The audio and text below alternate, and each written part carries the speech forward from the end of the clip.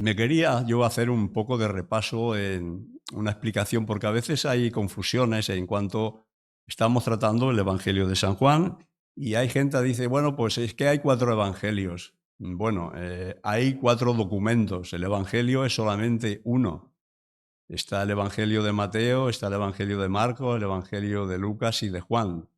Son 4 autores que escriben de la misma situación, de la vida de Jesús, pero no es que haya 4 evangelios, son 4 documentos de la misma persona que están narrando y de hecho pues se complementan, esos evangelios se complementan el uno al otro. El Evangelio de San Juan es un tanto diferente a los otros 3 que se denominan también evangelios sinópticos.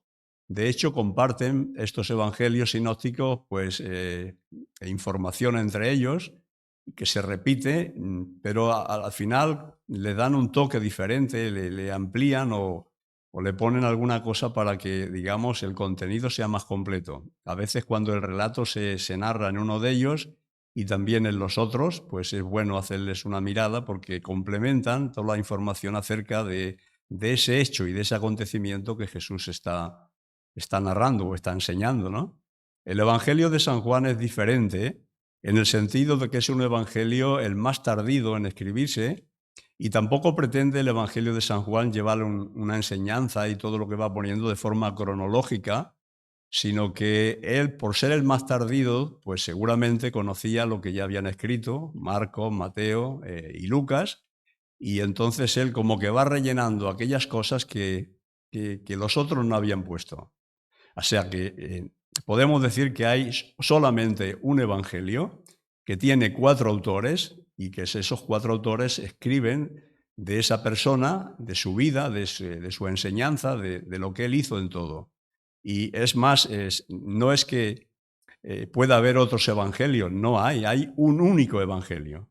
Es 4 documentos que tenemos de estos 4 autores y un solo evangelio. Es más, el apóstol Pablo, cuando él enseñaba y escribía en las cartas paulinas, en el Nuevo Testamento, a la iglesia de Galacia, aquellos creyentes, algunos tenían algunas dudas si otro evangelio habría, y él decía, si nosotros o un ángel del cielo que viniera y os explicara y os anunciara de otro evangelio, el tal sea anatema. La palabra anatema quiere decir separado, condenado de alguna manera, ¿no? Que no es correcto lo que está diciendo, sea anatema, y se repite varias veces esta expresión. O sea que tenemos solamente un evangelio y lo que sí se distingue en estos 4 autores es el perfil de cada autor en su enseñanza.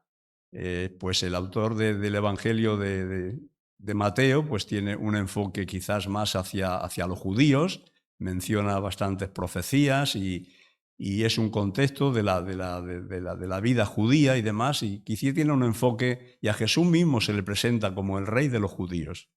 Así como el evangelio siguiente, que es el de Marcos, pues se le considera como en el evangelio de Mateo como el rey de los judíos, en el evangelio de Marcos como el siervo de Dios que viene a servir a este mundo. Él mismo lo dijo, no he venido a ser servido, sino a servir y a dar mi vida por los demás.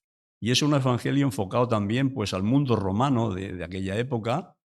Y el evangelio de Lucas es un evangelio pues, donde se ensalza la persona de Jesús, el hombre perfecto, el Hijo del Hombre. Y también tiene un enfoque más a la cultura pues, helénica, griega, ¿no?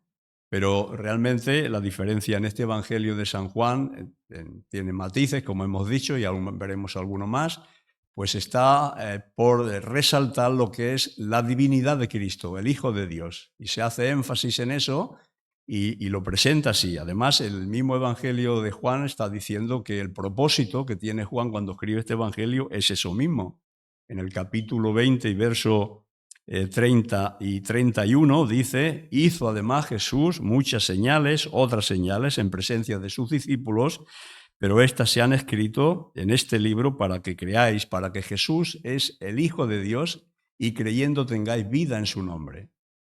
Hay alguna diferencia más. En este evangelio hay los 7 yo soy, que lo menciona solamente el evangelio, para resaltar la divinidad de Cristo en la igualdad con el Padre. Ese yo soy lo distingue de los otros evangelios, solo lo recoge Juan, y también tiene en convivencia con sus más íntimos discípulos, como fueron los 12, es el que más tiempo dedica a la enseñanza y a la intimidad con ellos.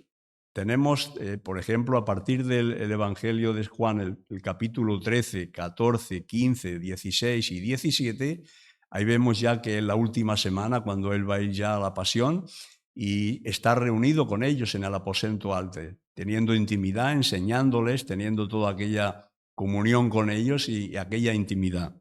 Luego tenemos esa diferencia en los evangelios, es solamente uno, tiene 4 autores, y la distinción que hay en este evangelio de San Juan también es un evangelio por el lenguaje y por la forma de presentación, pues que creemos que es bastante asequible, pero un contenido muy profundo, porque trata de presentar al Hijo de Dios como el Salvador del mundo.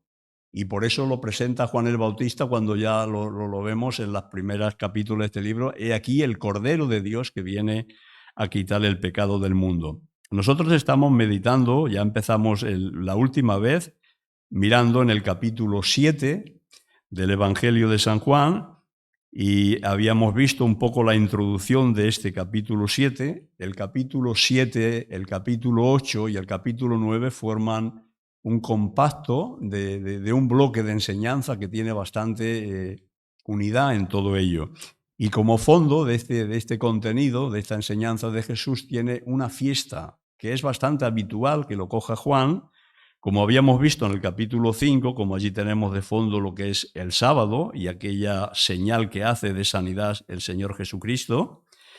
Y aquí tenemos también el capítulo 6, cuando se hace también la otra señal de la alimentación de los 5.000, tenemos la fiesta de la Pascua.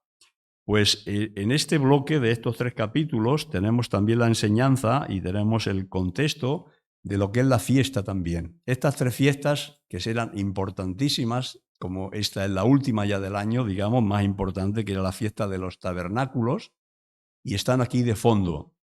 Cuando nosotros entramos en este contenido del Evangelio, dice así el versículo primero: después de estas cosas andaba Jesús en Galilea porque no quería andar en Judea, porque los judíos procuraban matarle. El intento de los líderes, fundamentalmente, cuando dice aquí los judíos, en realidad se está refiriendo a las autoridades que estaban en contra de él. Es cierto que él había hablado muy clarito muchas veces cuando tenía que denunciar conductas y comportamientos de ellos.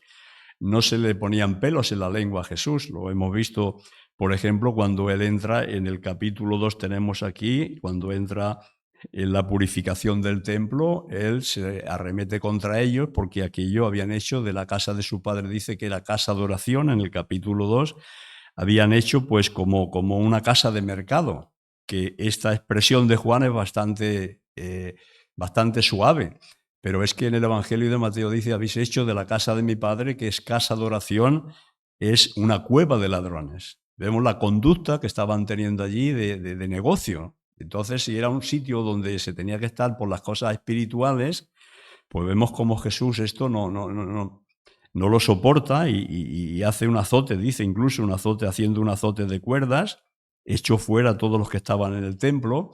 O sea que Jesús, cuando tenía que hablar claramente con los líderes, con los responsables, que esta autorización, los que estaban allí haciendo todo esto, los cambistas, pues cambiando animales, comerciando para los sacrificios y todo esto, lo que estaban es haciendo negocio. No estaban realmente facilitando la cosa espiritual de los que tenían los animales para pues ofrecerlos, facilitarlos a las personas que no los tenían por sus justos precios, pero estaban haciendo negocio, y esto Jesús lo vio y realmente lo condenó. Y todos los que estaban allí tenían el beneplácito de las autoridades, así que Jesús decía las cosas muy claro.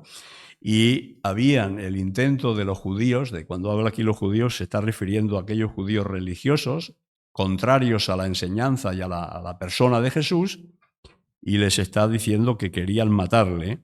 Y estaba cierta la fiesta de los tabernáculos. La fiesta de los tabernáculos era una fiesta, ya lo comentamos la última vez, que es una fiesta importante porque tiene connotaciones de lo que la historia antigua del pueblo de Israel, pues en el desierto, lo mismo que había pasado también con la fiesta de la Pascua, que era una fiesta de las más grandes también, que el pueblo de Israel pues la sigue celebrando hasta el día de hoy, juntamente con Pentecostés, y los tabernáculos son 3 fiestas. Pero lo que quiere resaltar Juan en su Evangelio es que Jesús, de todo aquello lo que significaba las fiestas para aquellos antiguos, pues es el cumplimiento de todo ello. En Jesús se cumple todas aquellas figuras y todos aquellos tipos de lo que estaba enseñando y diciendo toda aquella cosa.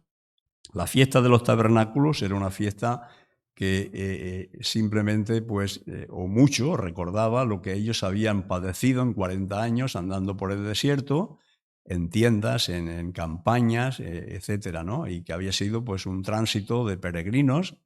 Y la bendición de esto, que es que tenían también la presencia de Dios. Ellos habitaban en tiendas, en cabañas, pero el Señor también en espíritu estaba en el templo, estaba en el lugar santísimo, haciendo presencia con ellos. Así que cuando la tienda, el tabernáculo se levantaba, pues ellos se ponían en movimiento a hacer el transcurso de lo que era la travesía hasta la tierra prometida, y era una enseñanza extraordinaria, ¿no? Cosa que cuando venimos al Nuevo Testamento vemos exactamente en la persona del Señor Jesucristo. Él es el Dios entre los hombres, es del Dios hecho hombre en presencia con los suyos también. Aquella figura se cumple perfectamente en Cristo porque Él, pues, ¿qué nos dice el Evangelio en el versículo 14 del primer capítulo? Que aquel verbo que estaba en la eternidad con el Padre, porque era igual al Padre, el Hijo, en la eternidad, pues dice que se hizo carne y habitó entre nosotros y vimos su gloria, gloria como la del unigénito del Padre, lleno de gracia y de verdad. Jesucristo estuvo en la presencia también, acompañando a aquellos judíos de su época, haciendo presencia con ellos, enseñándoles, guiándoles, instruyéndoles en todo lo concerniente a lo que la ley de Moisés ya les había enseñado, y él venía a hacer el cumplimiento. Y esta fiesta pues resaltaba, entre otras cosas, esa realidad. Y aquí la tenemos, que de alguna manera está todo el capítulo, dice al principio de la fiesta, estaba allí, dice al principio, en el versículo 2, la fiesta, pero es que vemos que se repite en todo el capítulo, dice que en el versículo 14, a la mitad de la fiesta, vemos otra vez cómo se hace referencia a ella, y luego al final del capítulo dice, en el gran día y último de la fiesta. Quiere decir que está el contenido, porque lo que se está representando, la enseñanza que el Evangelio está presentando aquí, recoge toda aquella enseñanza que ellos, como judíos de su tradición, deberían de haber entendido y conocido, que se estaba cumpliendo en Jesús. Él era el cumplimiento de Dios para con ellos.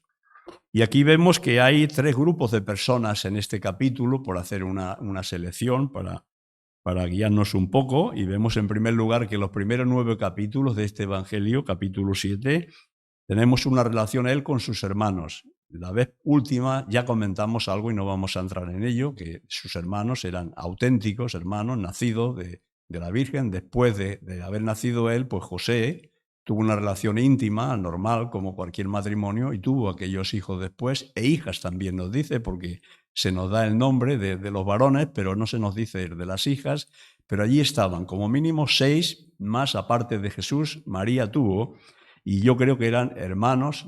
Creo que leyendo y estudiando de una forma natural el texto bíblico, en las diferentes referencias que tenemos en los evangelios, pues vemos que eran hermanos, y así lo traduce el original griego. Tiene otras palabras para parientes, como la religión de nuestro contexto. Los católicos romanos no quieren ver esto porque entonces esto sería, se nos va al traste la Inmaculada María, ¿no? Y eres corredentora. Esto es que son enseñanzas que no las tenemos en la Escritura, y tenemos que ser honestos al acercarnos al texto. Estas personas que habla de hermanos eran auténticos hermanos que, como dice el texto, tristemente, lo cual no sería agradable para el Señor Jesús, como sus hermanos, dice que ni siquiera creían en Él. En el versículo 5 dice que ni aun sus hermanos creían en Él. Después de haber estado conviviendo, no creían en Él. Tendríamos que aclarar lo siguiente: creían en Él y veían los milagros que hacía, porque aquello era pues es ineludible e indiscutible, ¿no? Porque a la vista estaban las sanidades que hacía, los milagros que hacía de todo tipo. pero no creían en Jesús, su hermano, como el Mesías que esperaba el pueblo de Israel. Ellos estaban en total consonancia con el pueblo en general, con los líderes religiosos, y no estaban en la sintonía de él. Así que cuando dice sus hermanos, ni siquiera sus hermanos querían en él, pues era en este sentido, no lo reconocían como el Mesías. Y afortunadamente algo pasó en alguno de ellos, por lo menos lo vemos después de la resurrección, también lo explicamos un poquito el día anterior. Pues vemos como tenemos incluso dos cartas en el Nuevo Testamento, que es la de Santiago, Jacobo, y la de Judas, que eran hermanos del Señor, y allí estaban. Y uno de ellos tuvo un liderazgo relevante en la iglesia, en la primera iglesia de Jerusalén, pues allí estuvo Jacobo dando su impronta de responsable, y luego escribió esta carta también a lo de la dispersión, a los judíos fundamentalmente, que estaban en la diáspora, pues Santiago va dirigida a ellas, una carta muy práctica y una enseñanza y un contenido muy de tener en cuenta, ¿no?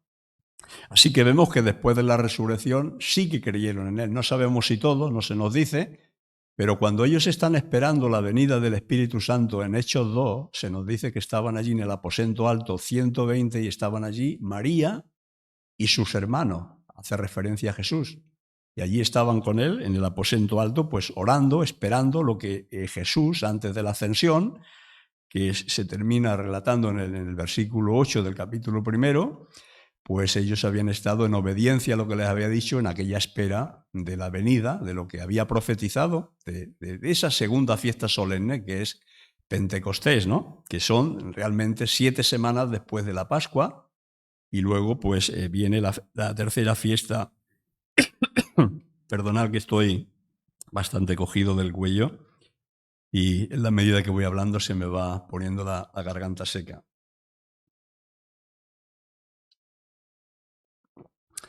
Pero aquí tenemos esa enseñanza de que hay un grupo primero, que venimos diciendo, de la relación que él tiene con sus hermanos.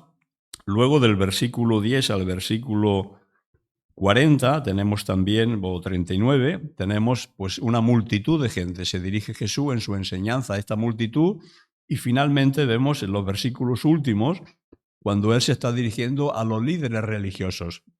Así que tiene un abanico aquí de personas bastante variada, como lo había pasado en el capítulo 6 cuando hizo la enseñanza de la alimentación a los 5.000, ¿no? Y bueno, 5.000 fueron muchos más porque había, sin contar los varones y los niños, pero allí estaban aquellas señales. Y ahora estamos en este capítulo y dice en el versículo 4, porque ninguno que procura le dije sus hermanos, si estas cosas haces, manifiéstate al mundo. Si estas cosas haces es los portentos, los milagros, pues ellos les estaban de alguna manera invitando. Estaba en Galilea, que era su cuartel general, era Capernaum, y la mayor vida en su ministerio Jesús, donde más milagros hizo, era en Galilea. Pues ahora sus hermanos le están diciendo, estamos en fiesta, Jerusalén está a rebosar de gente, es tu oportunidad, de tu popularidad. Tú te tienes que dar a conocer allí, tienes que hacer cosas, pero no vemos que fueran sinceros a decirle ellos eso, porque le dice, este sí que dice aquí, si estas cosas, manifiéstate al mundo, si estas cosas hace, este sí no es un sí sincero, es un sí incrédulo, porque ellos no lo recibían. Ya habían dicho en el versículo 5 que ni siquiera sus hermanos querían en él. O sea, ¿a qué le están empujando a Jesús que vaya de Galilea a Jerusalén a esa fiesta multitudinaria que acudían allí todo judío religioso y observador de la ley? Pues allí se juntaban de todo el mundo conocido. Estaba Jerusalén a rebosar. Pues allí es tu momento, hazte popular allí, hombre, le estarían diciendo. Si estas cosas se hacen, manifiéstate al mundo. Al mundo se refiere a las personas, a todos aquellos oyentes que habría en Jerusalén. Y Jesús le dice, porque ni a uno de sus hermanos cree en ello. Entonces Jesús le dijo, mi tiempo aún no ha llegado, vuestro tiempo es presto. Y continúa diciendo, no puede el mundo aborreceros a vosotros, mas a mí me aborrece porque yo testifico de él que sus obras son malas. Le está diciendo a sus hermanos, no es mi tiempo, porque en el calendario divino es un orden perfecto lo que hay en Dios. Para ellos, pues es igual que si hubieran antes o después, o un día u otro. La fiesta de los tabernáculos duraba 7 días y posiblemente se está indicando que fuera al principio de la fiesta. Y él dice, mi tiempo no ha llegado, porque en el reloj de Dios hay un tiempo para cada cosa, hay un orden para cada cosa. A Jesús muchas veces le habían intentado y le habían indicado ya que hiciera ciertas cosas. En las bodas de Canaán, su misma madre, que le invita, que se ha terminado el vino del convite, de aquel festejo, y que proveyera él. Y él le dice, mujer, aquí tenemos un detalle también que no lo hemos comentado antes, de cómo se dirigía él a su madre, ¿no? Le dice, mujer, aún no ha llegado mi tiempo. Es decir, querían de una forma acelerada y prematura, tanto vemos en su madre, en este caso, en las bodas de Canaán, como sus hermanos, que se hiciera popular.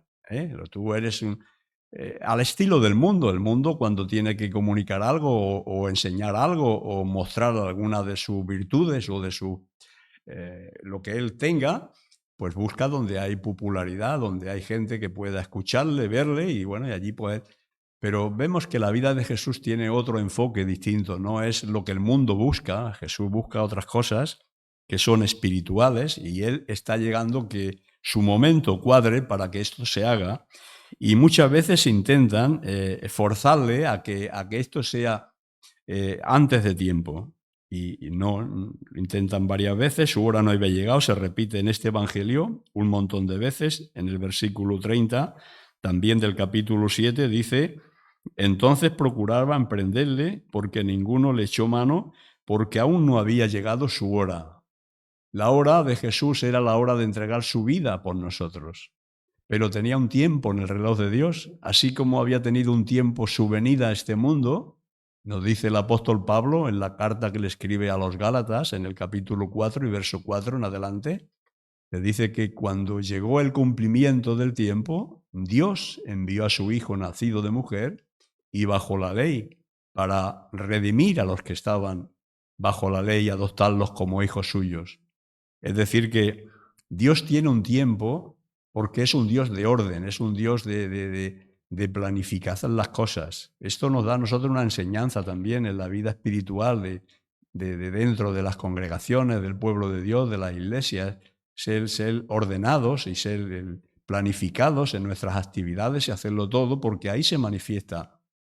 Donde hay desorden y donde hay desbarajuste, allí no hay espíritu cristiano, ni hay espíritu de comunicación, ni de manifestación espiritual. Dios es un Dios de orden, y aquí lo vemos, que Dios tiene un calendario y ese calendario se tiene que cumplir.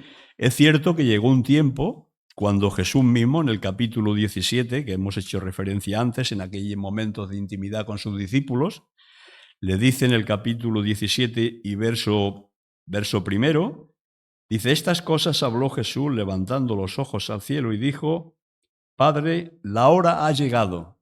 Ahora sí es el momento. La hora ha llegado. ¿De qué? Pues para eso, ¿qué diré yo? Para esto ha llegado la hora. Ya lo había dicho antes también en el capítulo 12. Dice, ahora está turbada mi alma, ¿y qué diré? Padre, sálvame de esta hora. Pues, ¿para qué ha llegado esta hora? Padre, glorifica tu nombre. Y entonces vino una voz del cielo que le dijo, lo he glorificado y lo glorificaré otra vez. Ahora ha llegado la hora de que Jesús entregue su vida.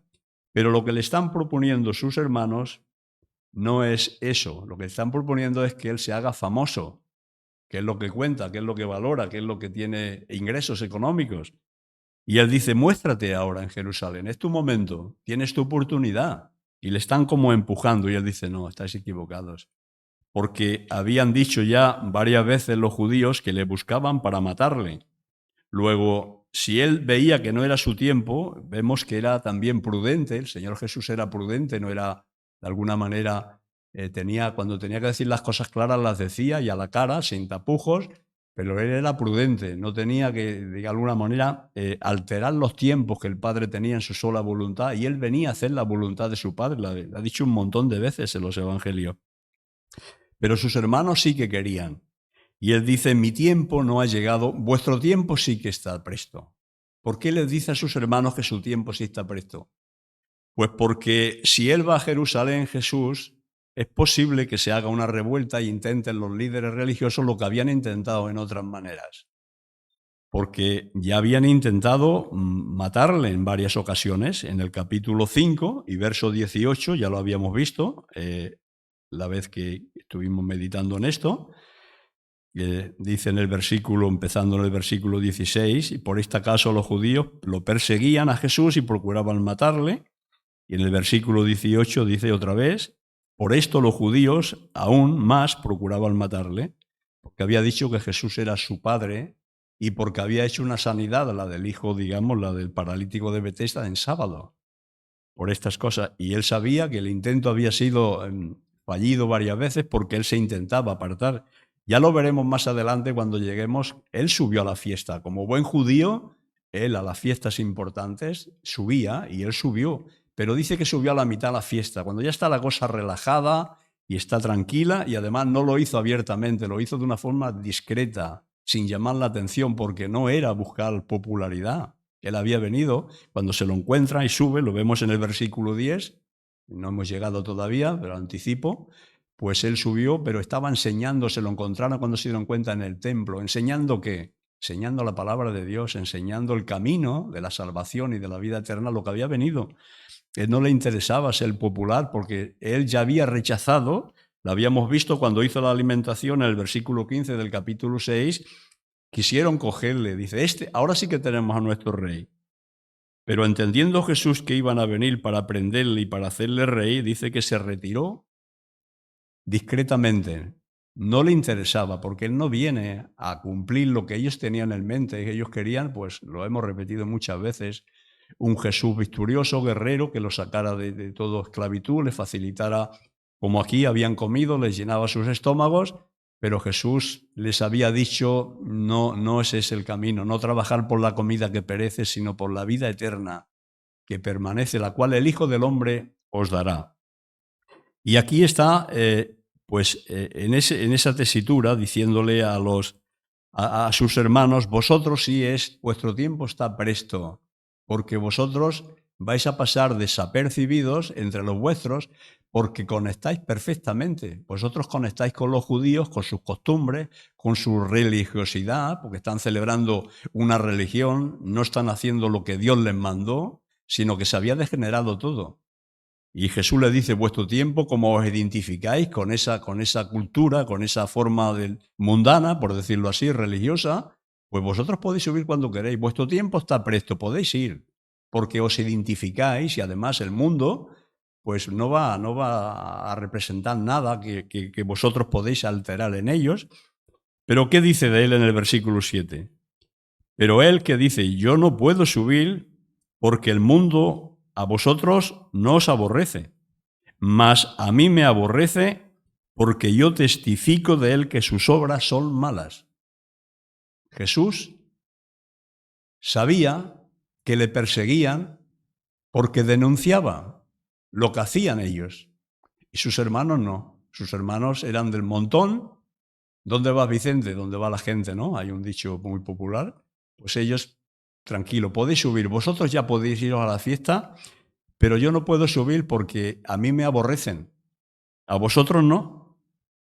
Mas a mí me aborrecen, ¿por qué? Porque yo testifico. Jesús denuncia el pecado.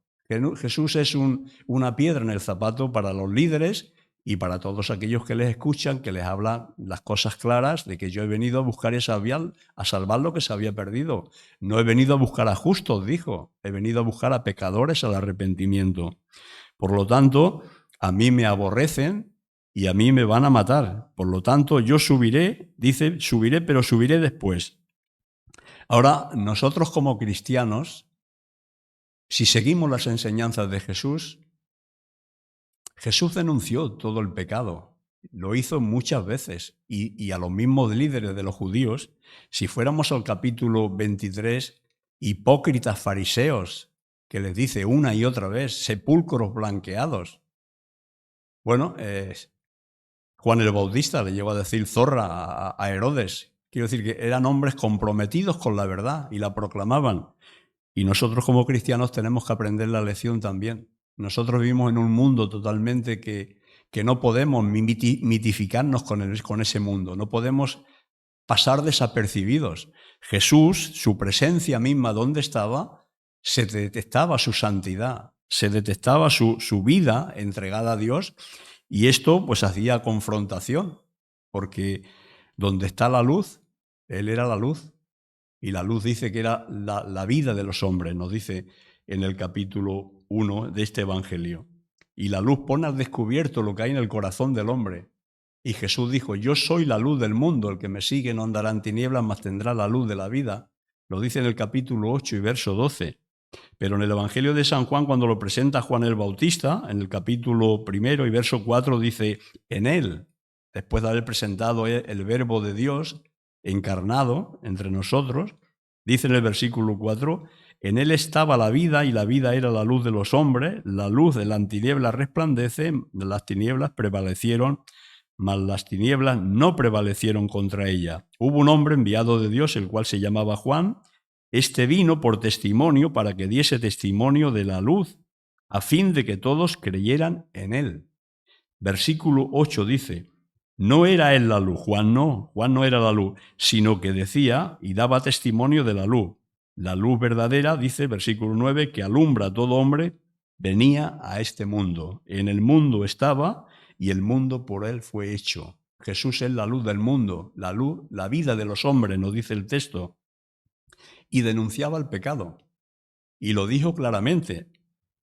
Y además, en el capítulo 3, cuando tenemos aquel texto tan hermoso del propósito de venir el Hijo de Dios al mundo, vino porque amó al mundo a dar su vida por todos, en el 3.16 tan conocido, de tal manera amó Dios al mundo. Y verso 17 dice, porque no envió Dios a su Hijo al mundo para condenar al mundo, sino para que el mundo sea salvo por él.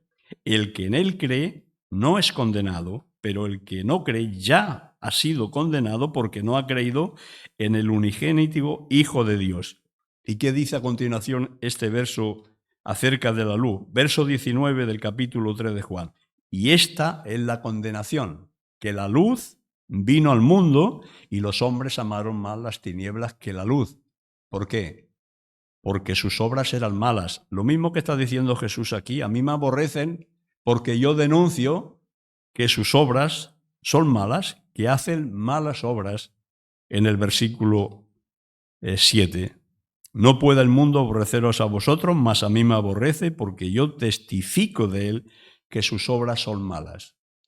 A nosotros también nos van a aborrecer si denunciamos el pecado. ¿No dice en el Evangelio de San Juan capítulo 5, vosotros sois la luz del mundo y la sal de la tierra? A ver, si tiene que actuar la luz en este mundo, vivimos en un mundo de tinieblas y de pecado, hermanos. Cada día más claro se ve a las anchas y a las largas acampa por doquier el pecado y la desobediencia. Dios se le tiene arrinconado, no se cuenta en nada la vida y lo que es la persona de Dios. Mirad lo que dice en el capítulo 15, en el verso 18, acerca de el Señor les está anunciando ya en aquella conversación de la intimidad que decíamos al principio que tuvo, en el aposento alto, en el capítulo 15, y les dice en el versículo 18 de Juan, si el mundo os aborrece, sabed que a mí me ha aborrecido antes que a vosotros. Si fuerais del mundo, el mundo amaría lo suyo. Esto es lo que le pasaba a los hermanos de Jesús. Sus hermanos, subir a la fiesta cuando queráis que no tenéis problema. A mí no, a mí me van a matar. Pero vosotros sois del mundo. Si fuerais del mundo, el mundo dice amaría lo suyo. El mundo se identifica, el pecado de cada uno de los hombres no convertidos, no regenerados por la gracia de Dios, pues sigue su mundo y se identifica y no hay problema entre ellos. Ahora, cuando hay una persona íntegra que quiere ser honesta, que quiere ser decente, que denuncia todo tipo de todo lo que en este mundo tenemos a nuestro alrededor, el engaño, la mentira, el soborno, ¿cómo está mirando un ojo a nuestro entorno en la política, en la religión, en la cultura? El pecado cada vez acampa más a sus anchas. Pues dice, si fuerais del mundo, el mundo amaría lo suyo, pero porque no sois del mundo, antes yo os elegí del mundo, por eso el mundo os aborrece. Hablando a los suyos y le está poniendo en línea y les está poniendo en orden porque él pronto va a ir a la cruz y se van a quedar solos. Pero les advierte clarísimamente en el verso 33, estas cosas os he hablado para que en mí tengáis paz. En el mundo tendréis aflicción, pero confiad, yo he venido al mundo. Un cristiano que quiera ser íntegro con su vida espiritual, con su vida cristiana, va a tener complicaciones. Además es que se lo asevera aquí el Señor Jesús. En el mundo tendréis, esto es una garantía que está diciendo. La paz que yo os ofrezco, ahí está, es un ofrecimiento, lo tenéis. Pero lo otro es una promesa. La aflicción al cristiano que quiere ser honesto y limpio y puro en este mundo va a tener aflicción. Dice, acordaos en el verso 20 del capítulo 15 estamos todavía. Acordaos de la palabra que yo os dije, el siervo no es mayor que su señor. Si a mí me han perseguido, también a vosotros perseguirán. Si han guardado mi palabra, también guardarán la vuestra. Mas todo esto os harán por causa de mi nombre, porque no conocen al que me ha enviado.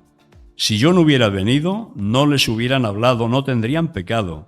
Pero ahora no tienen excusa por su pecado. El que me aborrece a mí, también aborrece a mi Padre que me envió. El mundo aborrece si tú denuncias el pecado. Pero ¿para qué está la iglesia del Señor aquí? ¿Para qué están los creyentes en este mundo? ¿No dice que tenemos que ser luces y sal en este mundo? Pues hay una bienaventuranza para los cristianos cuando denuncian el pecado. Y esto hay que tener cierta valentía porque pasar desapercibido como cristiano, no denunciar las injusticias, las tenemos por doquier, abrimos la prensa, abrimos los telediarios, y estamos la cantidad de injusticias que están ocurriendo en el mundo. La iglesia del Señor levanta su voz, denuncia lo que está ocurriendo. Jesús lo hizo. Y los hombres de Dios, que fueron los profetas, ¿cuánto que le pasó a Jeremías, qué le pasó a Isaías, qué le pasó a todos los profetas por denunciar el pecado del pueblo? Pues que terminaron mal. Pero cumplieron la misión que Dios les había enviado. Jesús le está diciendo, ahora, Padre mío, glorifícame a mí con aquella gloria. He acabado la obra que me diste, ahora.